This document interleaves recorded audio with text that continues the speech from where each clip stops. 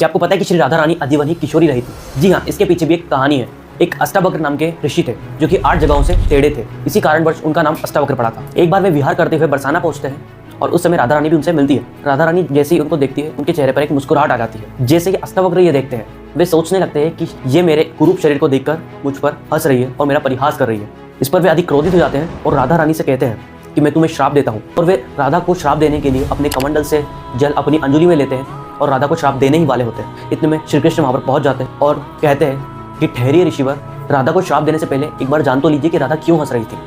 इस पर राधा रानी बोलती है कि ऋषिवर, मैं आपके कुरूप शरीर को देखकर नहीं हंस रही थी, मैं तो आपके हृदय में बसे परमात्मा को देखकर मुस्कुरा रही थी। इस पर तुरंत ही उनका क्रोध शांत हो जाता है और वे कहने लगते हैं कि मैंने अपनी अंजुली में अपने कमंडल से जल ले लिया है, अब मुझे तुम्हें श्राप तो देना ही पड़ेगा। और आगे वे कहते हैं कि तुम आजीवन ही किशोरी बनी रहोगी। अब इसे तुम श्राप समझो या वरदान, ये तुम पर निर्भर करता है। इसीलिए राधा रानी को लाडली किशोरी भी कहा जाता है। कमेंट में राधे राधे लिखना ना भूलिएगा।